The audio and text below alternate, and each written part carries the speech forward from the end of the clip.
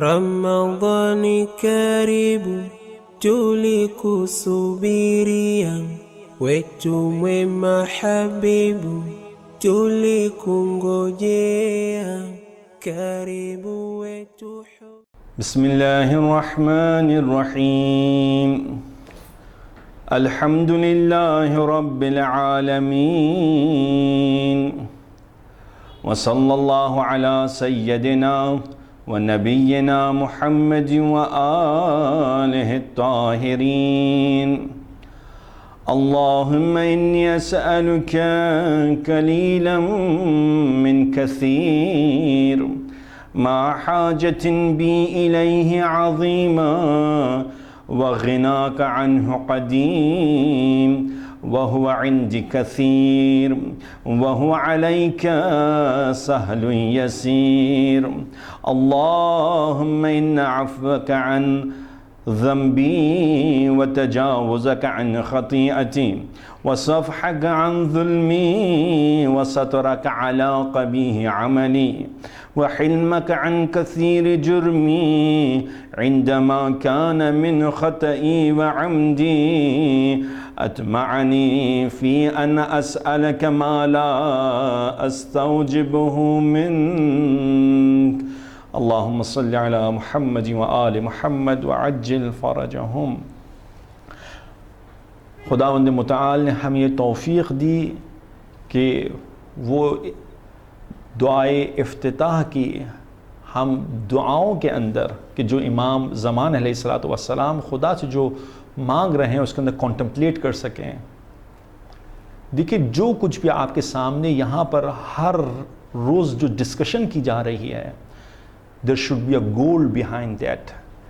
اور اس کا گول انسان کے اندر چینج ہونا چاہیے. ہم آپ کے سامنے مولا امام زمان علیہ السلام کی دعا آپ کے سامنے, ان کے کلمات آپ کے سامنے ہر روز پیش کر رہے ہیں, قرآن کی آیتیں سامنے لے کر آ رہے ہیں. اگر اس کا گول صرف یہ ہو کہ ہم کہیں واہ واہ مولا نے کتنی اچھی بات کہی, کتنی اچھی بات کہی, لیکن میں اپنے اندر چینج نہیں لے کر آؤں, تو اس کا کوئی فائدہ نہیں ہے. اس کی مثال بالکل ایسے ہے کہ ایک شاعر تھا, وہ ایک بادشاہ کے پاس پہنچتا ہے, اور جب اس بادشاہ کے پاس آتا ہے تو اس کی تعریف میں ایک پورا قصیدہ کہتا ہے. بادشاہ بہت خوش ہوتا ہے اور اپنے ٹریجرر کو کہتا ہے کہ right one packet of gold coins for that poet that who has recited قصیدہ for me. Then the poet becomes happy and he says, he is thinking in his mind کہ یہ کتنا اچھا بادشاہ ہے کہ میرے لیے اس نے جو ہے ایک قصیدہ پڑھا اور اس نے میرے لیے ٹریجرر کو کہہ دیا کہ ایک پورا گولڈ کوائن کی پیکٹ میرے لیے لکھ دے. وہ ایک اور قصیدہ پڑھتا ہے, بادشاہ کہتا ہے ایک اور پیکٹ اس کے لیے لکھ دو. وہ قصیدے کہتا چلا جاتا ہے, بادشاہ کہتا چلا جاتا ہے اس کے لیے ایک اور پیکٹ لکھ دو. پوئٹ کہتا ہے, بولتا ہے یہ تو بہت اچھا ہے یہاں پر, I should stay here for another 1 week. وہ ہر روز اس کا کام یہی ہوتا ہے کہ بادشاہ کے پاس آتا ہے, بادشاہ کو خوش کرتا ہے, اور بادشاہ اس کے لیے کہتا جاتا ہے کہ اس کے لیے اکاؤنٹ میں اس کے سونے کی تھیلی, سونے کی سکے, اس کے لیے گولڈ کوائنس اس کے حساب میں لکھ دو. After 1 month, that particular poet goes to the treasurer and he says that I want my gold coins. In reply, the treasurer says, where are the gold coins? There are no gold coins that I should give it to you. He says that بادشاہ تو روزانہ کہتا تھا کہ gold coins اس کے حساب میں لکھ دو. تو ٹریجرر کہتا ہے بادشاہ ہی نے منع کر دیا کہ اس کو گولڈ کوائنس نہیں دینا. Then he goes to that king, بادشاہ, and he asks that what happened that you used to instruct your treasurer that he should write the gold coins in my account. تو بادشاہ ایک عجیب جواب دیتا ہے, وہ کہتا ہے دیکھو تم روزانہ بڑی بڑی باتیں ہمارے لیے کرتے تھے, تو ہمیں تم خوش کرتے تھے, تو ہم نے بھی سوچا ہم بھی تمہیں خوش کرنے کے لیے کچھ بڑی بڑی باتیں کر دیں, تو ہم نے تمہارے لیے گولڈ کوائنس لکھوا دی. تو کون سی گولڈ کوائنس, تم نے ہمیں خوش کیا, ہم نے تمہیں خوش کر دیا. اگر سچویشن ہے ہماری کہ ہم صرف خوش ہو کر جائیں گے تو اس کا کوئی فائدہ نہیں ہے. اس کا فائدہ اس وقت ہوگا کہ جب ہم اپنے اندر تبدیلی لے کر آئیں، چینج لے کر آئیں. ہم چینج کب لے کر آئیں گے؟ This is the month of the holy month of ماہ مبارک رمضان. اگر اس منتھ کے اندر چینج نہیں آئے گا تو پھر کب چینج آئے گا؟ جب میں امام زمان علیہ السلام کے کلام کو سن کر چینج نہیں لا سکتا، قرآن کو سن کر میں چینج نہیں لا سکتا، تو پھر میں کب چینج لے کر آؤں گا؟ تو یہ ایک ڈسکشن تھی جو میں آج کے 4th لیکچر میں کرنا چاہ رہا تھا ایٹ دا بگننگ.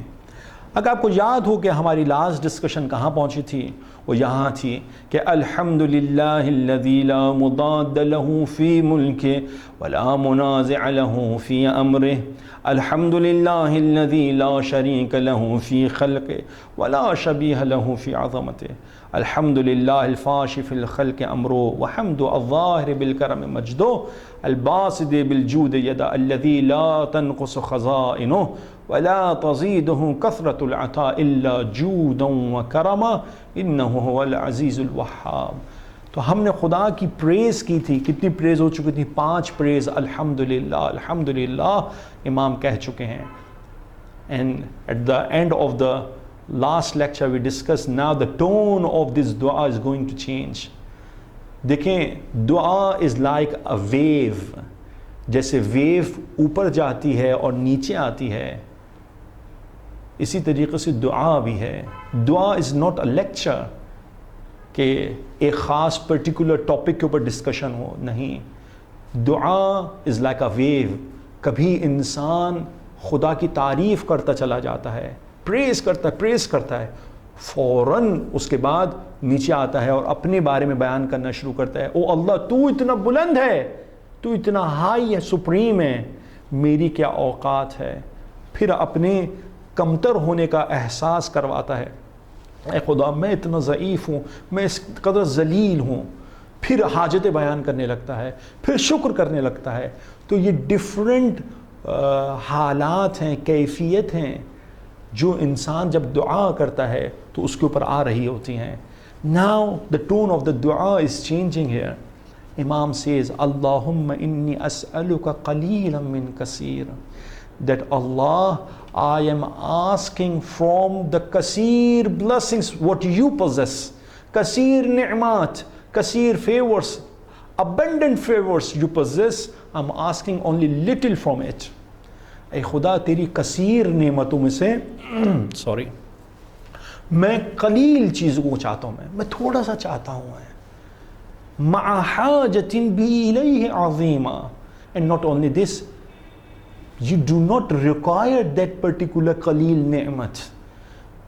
مجھے اول یہ کہ نعمت کم چاہیے، اور دوسرا یہ کہ تجھے ما حاجت بی الیہ عظیمہ، جبکہ مجھے اس نعمت کی بہت زیادہ ضرورت ہے.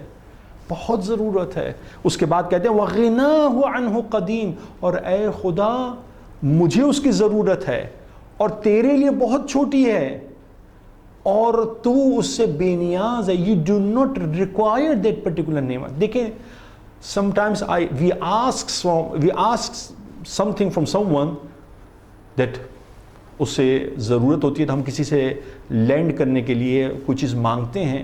تو دو میں سے کوئی ایک سچویشن ہو سکتی ہے، یا اس چیز کی اس کو ضرورت ہے یا وہ چیز اس کے پاس ہے ہی نہیں. خدا کے پاس یہ دونوں چیزیں ایسی نہیں ہیں. خدا اس کو پزیس بھی کرتا ہے اور خدا کو اس کی ضرورت بھی نہیں ہے. امام یہ کہہ رہے ہیں اے خدا میں تجھ سے اب وہ مانگ رہا ہوں کہ جو بہت کم ہے اور وہ میرے لیے بہت کچھ ہے، لیکن تیرے لیے اس کی ضرورت، تجھے اس کی ضرورت نہیں ہے. وَهُوَ عِنْدِ كَثِيرٌ، اور میرے لیے وہ بہت زیادہ ہے. وَهُوَ عَلَيْكَ سَهْلٌ يَسِيرٌ، اور تجھے اسے عطا کرنے میں، اسے بخشنے میں، دینے میں تیرے لیے بہت آسانی ہے. اب یہاں پر امام زمان علیہ السلام 6 different conditions بتائیں گے that oh Allah how do you treat me and how I am treating you. 6 different conditions. دیکھیے گا، ذرا غور کیجیے گا کہ وہ خدا کا بیہیویئر ہمارے ساتھ کیسا ہے. اللہم ان عفوک عن ذنبی، کہ اے خدا تو ہمیشہ میرے گناہوں کو معاف کر دیتا ہے، میں گناہ پہ گناہ کرتا ہوں اور تو خدا معاف کرتا چلا جاتا ہے۔ وتجاوزک عن خطیئتی، اے خدا تو میری خطاؤں کو بھی درگزر کرتا چلا جاتا ہے۔ You are overlooking my faults, whatever I do, you are overlooking. This is your second characteristic, and this is your behavior towards me. وَصَفْحَكَ عَنْ ظُلْمِي، اور خداوند متعال تو میرے ظلم اور ستم کو جو میں اپنے نفس میں کرتا ہوں، میں دوسروں پہ کرتا ہوں، تو اوورلک کر دیتا ہے۔ وَسَتْرَكَ عَلَىٰ قَبِيحِ عَمَلِي، اور اے خدا whatever I have done bad, what are you doing? You are ستار العیوب، تو ان تمام گناہوں کو چھپا دیتا ہے، ستر کر دیتا ہے، ہائٹ کرتا ہے خدا۔ یہ تیرا چوتھا بیہیویئر ہے میری جانب۔ وحلمک عن کثیر جرمی، اور میں گناہ کرتا چلا جاتا ہوں اور تو برداشت کرتا چلا جاتا ہے۔ You are tolerating me عندما کان من خطئی وعمدی، اور اے خدا یہ میں نے تیری مخالفت میں نے انٹینشنلی بھی کی، ان انٹینشنلی بھی کی، اور اے خدا تو ہر وقت مجھے معاف کرتا رہا۔ کتنے بیہیویئرس ہو گئے خدا کے؟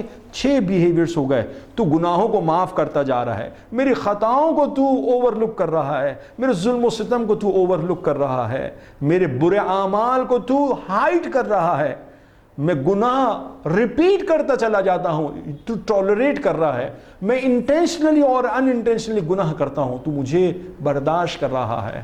بولے یہ تیرا بیہیویئر میری طرف اب ایک چیز کا تقاضا کر رہا ہے، میرے دل میں ایک خواہش پیدا کر رہا ہے۔ وہ کیا خواہش؟ امام کہتے ہیں ڈیزائر پیدا کر رہا ہے میرے ہارٹ کے اندر۔ the desire is this اطمعنی فی ان اسألک ما لا استوجبہ منک، کہ میرے دل میں یہ خواہش پیدا ہو رہی ہے کہ گرچہ میں اتنا گناہکار ہوں، میں نے کتنی تیری مخالفت کی، مجھے تیرے پاس نہیں آنا چاہیے تھا، لیکن تو ہر دفعہ مجھے معاف کرتا رہا، میرے گناہوں کو تو برداشت کرتا رہا، تو میرے گناہوں کی پردہ پوشی کرتا رہا، اوور لک کرتا رہا، ہائٹ کرتا رہا۔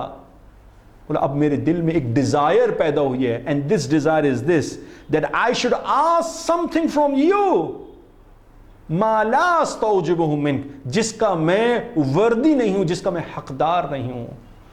اے خدا اگر تو مجھ پر عذاب کرنا چاہتا تو پہلے دن تو عذاب کر دیتا۔ اے خدا تو اگر مجھے ذلیل کرنا چاہتا، رسوا کرنا چاہتا لوگوں کے سامنے، تو مجھے تو ذلیل کر سکتا تھا، لیکن تو ہر دفعہ میرے گناہوں پر پردہ ڈالتا رہا، لوگوں کے درمیان مشہور کر دیا کہ یہ دیکھو یہ انسان کتنا اچھا ہے، لیکن حقیقت کو the reality you know better۔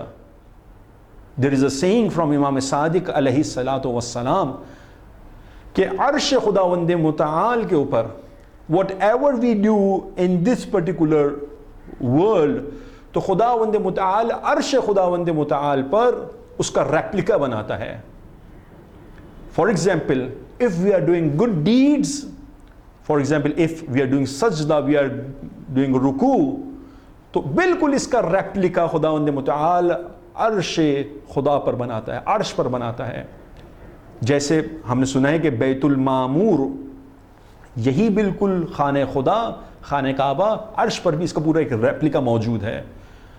لیکن جب یہی انسان گناہ کرتا ہے، کوئی گناہ کا کام انجام دیتا ہے، تو اس کا جب وہ ریپلیکا بنتا ہے تو خداوند متعال اس کے سامنے ایک حجاب رکھ دیتا ہے، پردہ ڈال دیتا ہے۔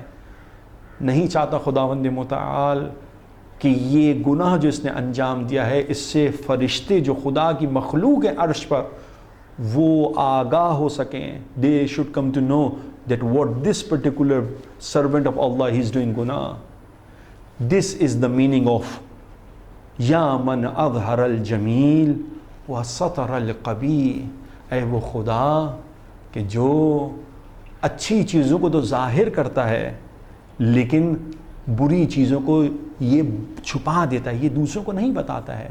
اور خداوند متعال یعنی حدیث قدسی ہے ہمارے پاس کہ خداوند متعال چاہتا ہے کہ ہم کنیکٹ کریں اس کے ساتھ، ہم دوبارہ واپس پلٹ آئیں اس کی بارگاہ کے اندر۔ حدیث ہے انین المذنبین احب الی اللہ من تسبیح المسبحین۔ انین کہتے ہیں گریہ و زاری کو، ویپنگ اور کرائنگ کو کہتے ہیں انین المذنبین، کہ جو گناہ کار ہیں خدا کے، ان کا گریہ کرنا، ان کا کرائے کرنا اللہ سبحانہ وتعالی loves more than the tasbih of those who do tasbih of اللہ سبحانہ وتعالی۔ اس کا ریزن ہے، اس کا ریزن یہ ہے کہ خدا چاہتا ہے کہ دیکھو یہ تسبیح کرنے والے تو میرے ساتھ ہی ہیں، یہ تو مجھ سے دور نہیں ہو رہے، لیکن دیکھو یہ گناہ کار مجھ سے دور چلا گیا تھا، یہ میرے پاس واپس آ رہا ہے، مجھے یہ پسند ہے، یہ مجھ سے دور نہ ہو جائے۔ And this particular characteristic our ائمہ علیہ الصلوۃ والسلام they possess this characteristic as well، کہ ہم گناہ کرتے ہیں لیکن جیسے ہی ان کے پاس واپس پلٹ کر جاتے ہیں تو یہ ہم سے بہت خوش ہوتے ہیں۔ There is a story of ابو الحسن خلیعی۔ ابو الحسن خلیعی کون تھا؟ اس کی سٹوری کو کس نے لکھا ہے؟ آیت اللہ امینی نے اپنی کتاب الغدیر کے اندر اس پورے انسیڈنٹ کو لکھا ہے۔ وہ کہتے ہیں کہ ابو الحسن خلیعی کے والد اور والدہ، mother and father, they both were ناصبی۔ who are ناصبی؟ ناصبی کہ جو اہل بیت ائمہ علیہ الصلوۃ والسلام سے دشمنی رکھتے ہیں اور ان کو برا بھلا کہتے ہیں۔ کہتے ہیں کہ ابو الحسن خلیعی کی ماں نے یہ منت مانگی تھی کہ اگر اس کو خدا نے اولاد دی تو اس بیٹے کو خدا کی راہ میں بھیجے گی۔ کس کام کے لیے بھیجے گی؟ کہ امام حسین علیہ السلام کے زائروں کو قتل کرے گا اور ان کے مال اور اسباب جب زیارت پر جاتے ہیں تو ان کی جتنی ویلتھ ہے ان کو لوٹے گا، یعنی ڈاکو بن جائے گا، روبر بن جائے گا۔ خدا نے اس کو بیٹا عطا کیا۔ جب بیٹا عطا ہو گیا اور وہ بچہ بالغ ہو گیا تو اس کی ماں نے ابو الحسن خلیعی سے کہا کہ اے بیٹا میں نے یہ منت مانگی تھی، اب یہ وقت آ گیا ہے کہ اس منت کو تو جا کر پورا کر۔ وہ کہتا ہے کہ ماں اگر تو نے منت مانگی ہے تو میں حسین کے زائروں کو جا کر روب کروں گا اور ان کو قتل کروں گا۔ وہ اس نیت سے کربلا کی جانب جاتا ہے اور کربلا کے رستے سے کچھ پہلے مسیب کا ایک جگہ ہے، اس مسیب پر جا کر وہ بیٹھ جاتا ہے۔ اب ویٹ کرتے کرتے اس کی آنکھ لگ جاتی ہے اور وہ سو جاتا ہے۔ اتنے میں وہ کیراوان امام حسین علیہ السلام کے زائروں کا آتا ہے، اور آپ جانتے ہیں کہ پہلے تو روڈز نہیں تھے تو جانے کی وجہ سے بہت زیادہ گرد و خاک اڑاتے ہوئے جاتا ہے، اور یہ گرد و خاک ابو الحسن خلیعی پہ گرتی ہے اور وہ سوتا رہتا ہے اور وہ کاروان چلے جاتا ہے۔ اب یہ کاروان جا چکا ہے اور یہ گرد و خاک اس کے جسم پر موجود ہے۔ خواب میں دیکھتا ہے کہ قیامت آ چکی ہے اور فرشتے اس کا ہاتھ پکڑ کر جہنم کی طرف لے کر جاتے ہیں اور جہنم کی آگ کے اندر اس کو ڈال دیتے ہیں، لیکن جہنم کی آگ فائر آف ہیل اس کو برن نہیں کر رہی ہوتی ہے۔ کہا جاتا ہے کہ کیونکہ اس کے جسم کے اوپر امام حسین علیہ السلام کے زائروں کے پیر کی مٹی اس کے جسم پر موجود ہے، تو یہ جہنم کی آگ اس کو نہیں جلا سکتی ہے۔ اور یہ سنتے ہی اس کی آنکھ کھل جاتی ہے اور اس کے اوپر ایک عجیب سی کیفیت آتی ہے اور اس کا دل نرم ہو جاتا ہے اور وہ یہ ریئلائز کرتا ہے کہ یہ حسین کے زائر کا یہ سٹیٹس ہے، تو حسین علیہ السلام کا کیا سٹیٹس ہوگا۔ وہ روتا گریہ کرتے ہوا کربلا جاتا ہے، اور وہاں پر جب امام حسین علیہ السلام کے پاس پہنچتا ہے تو اشعار کہتا ہے، پوئٹری کرتا ہے امام حسین علیہ السلام کی شان میں، and he becomes the real Shia of Ahlul Bayt علیہ السلام and he becomes the poet۔ اب یہاں پر کیا ہوتا ہے جو میں یہاں پہ لے کر آنا چاہ رہا تھا آپ کو، کہ اہل بیت علیہ السلام جیسے حدیث قدسی میں انین المذنبین احب الی اللہ من التسبیح المسبحین، کہ جو گناہگار جو واپس آتا ہے خدا کو بہت پسند ہے. اسی طریقے سے اہل بیت کو بہت پسند ہے کہ یہ گناہگار شخص تھا، یہ ناصبی تھا، یہ ہمارے پاس واپس آ گیا ہے. کہتے ہیں کہ اس کے اشعار بہت مشہور ہو گئے. اب نجف کے اندر ایک اور شاعر پہلے سے جو شیعہ تھا جس کا نام ابن حماد تھا، اس کو پتہ چلتا ہے کہ یہ مشہور ہو گیا ہے، تو ایک تھوڑی سی جیلسی ہوتی ہے آپس میں کبھی کبھار انسان کو، تو وہ آتے ہیں دونوں اور کہتے ہیں دیکھو ہم دیکھتے ہیں کہ ہم دونوں میں سے کس کے شعر اچھے ہیں، اشعار پوئٹری کس کی اچھی ہے. اوکے، اس کو ڈیسائیڈ کون کرے گا؟ کہتے ہیں ڈیسائیڈ امام علی علیہ السلام کریں گے. بولے کیسے؟ بولتے کہ ہم دونوں اپنے اشعار پوئٹری کاغذ کے اوپر لکھیں گے اور یہ پوئٹری کو امام کی ذریح میں ڈال دیں گے. And Imam will be the judge and he is going to decide that whose poetry is the best. After some time they take out the poetry and اس کے اوپر کیا دیکھتے ہیں کہ ابو الحسن خلیعی کہ جو ناصبی تھا اور جو شیعہ ہوا تھا، اس کے پوئٹری کے اوپر گولڈن کلر سے لکھا ہوا ہے احسنت، اور ابن حماد جو پہلے سے شیعہ تھا اس کے اوپر پوئٹری کے اوپر لکھا ہوا ہے احسن بٹ سلور کلر سے لکھا ہے. جب یہ ابن حماد دیکھتا ہے تو اس کا دل ٹوٹ جاتا ہے، دل ہی دل میں سوچتا ہے، بولتا ہے کہ مولا میں تو آپ کے در پر غلام تھا، ہمیشہ سے شیعہ رہا تھا، اور آپ نے مجھے یہ رسپیکٹ دی کہ میرے شاعری کے اوپر آپ نے سلور کلر سے لکھا اور یہ تو نیا آیا ہے، اس کے اوپر آپ نے گولڈن کلر سے لکھ دیا. وہ تو یہ دل میں اس کی شکایت ہوتی ہے. یہ جاتا ہے اور جا کر سو جاتا ہے اور خواب میں عالم رؤیا میں امام علی علیہ السلام کو دیکھتا ہے. اور امام علی علیہ السلام کہتے ہیں کہ دیکھو اے ابن حماد، اپنا دل چھوٹا نہ کرو، دیکھو تم تو ہمارے در پہ رہنے والے ہو، تم تو ہمیشہ سے ہمارے پاس ہو، تم تو ان مسبحین کی طرح ہو، لیکن یہ تو انین المذنبین کی طرح ہے، یہ تو نیا ہمارے در پر آیا ہے. ہم نہیں چاہتے تھے کہ اس کا دل توڑ دیں. ماہ مبارک رمضان ہے، امام حسین کے صدقے میں، امام علی علیہ السلام کے صدقے میں اگر ہم خدا کی بارگاہ میں اب تک نہیں گئے ہیں تو گھبرائیے نہیں، اعتماد کے ساتھ، ٹرسٹ کے ساتھ، یقین کے ساتھ خدا کی بارگاہ میں جائیے، کیونکہ پہلے بھی خداوند متعال عفوک عن ذنبی، اے خدا تو ہمارے گناہوں کو معاف کرتا رہا ہے اور تو معاف کرتا رہے گا. اب امام علیہ السلام کہتے ہیں کہ میں کس سے مانگ رہا ہوں؟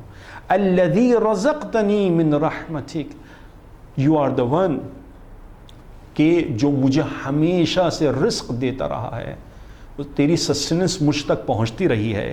وَأَرَيْتَنِي مِن قُدْرَتِكَ and you have shown your power, you have shown your majesty to me.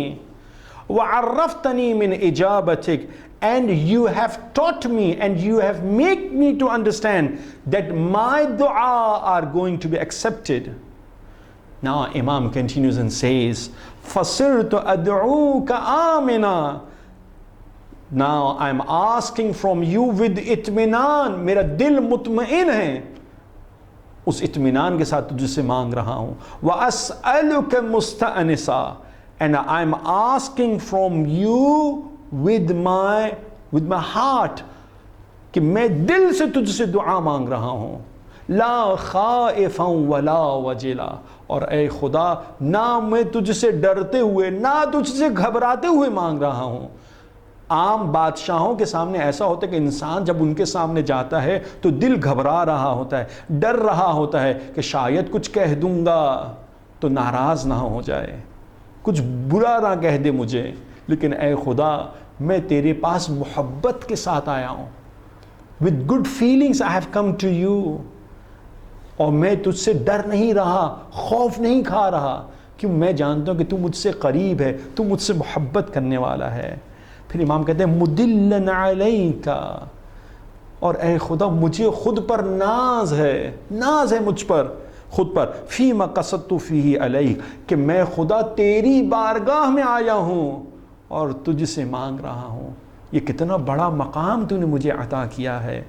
اور اے خدا میرا کیا حال ہے. فَإِنْ أَبْطَأَ عَنِّي عَتَبْتُ بِجَهْلِي عَلَيْكَ، اور اے خدا اگر تو میری دعا کو قبول کرنے میں تاخیر کر دیتا ہے، ڈیلے کر دیتا ہے، تو میں تجھ سے جھگڑنا شروع کر دیتا ہوں، میں تجھ سے لڑنا شروع کر دیتا ہوں. اللہ اللہ، یہ میرا حال ہے.